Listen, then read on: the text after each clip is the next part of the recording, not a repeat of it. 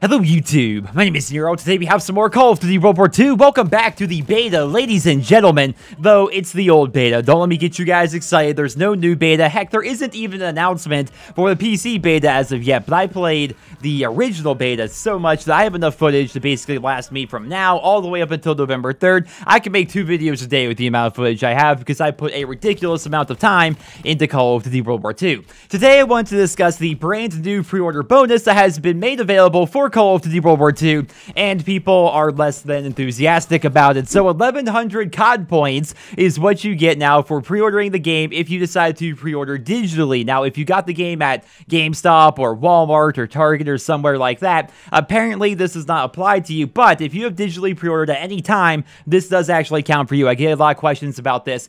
When you pre-order the game, you get every single pre-order bonus, even the ones that are announced after you actually did your pre-order itself. Like for me, for example, I pre-ordered ages ago. Yeah, I'm still going to get access to every single digital pre-order bonus up until November 3rd. That's just kind of how they're doing things here. For some reason, they are just throwing pre-order bonus after pre-order bonus after pre-order bonus at us.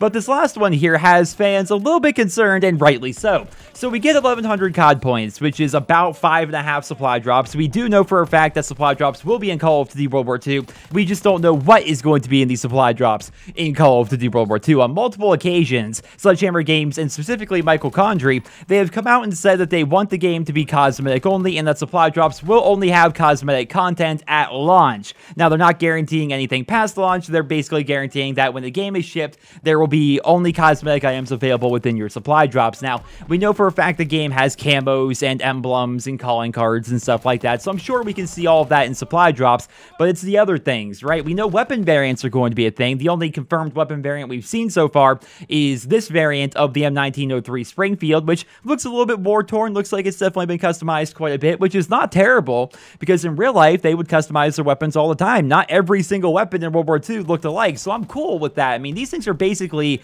weapon kits from Modern Warfare Remastered. I'm perfectly fine with that. What I'm not fine with is the prospect that we may actually be seeing actual game-changing weapons coming to Call of Duty World War II in the future.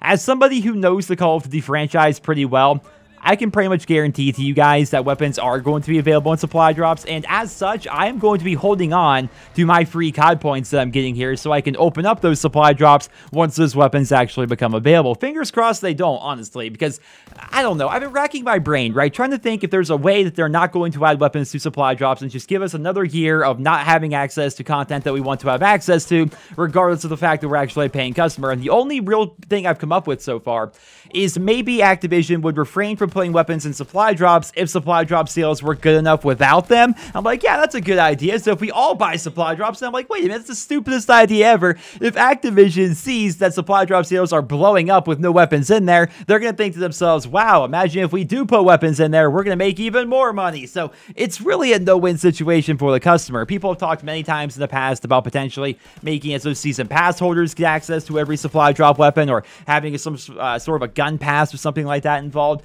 Who knows, man? Activision, at the end of the day, is a business. Call of Duty is a business. They are in the business of making money, and so chances are we might as well brace ourselves for the inevitable weapons that are going to be added to Call of Duty World War II supply drops. And the fact that they've actually given us COD points already, the game hasn't even come out yet. It's not even coming out for a couple months, and they've already announced that COD points are going to be a thing, supply drops are going to be a thing.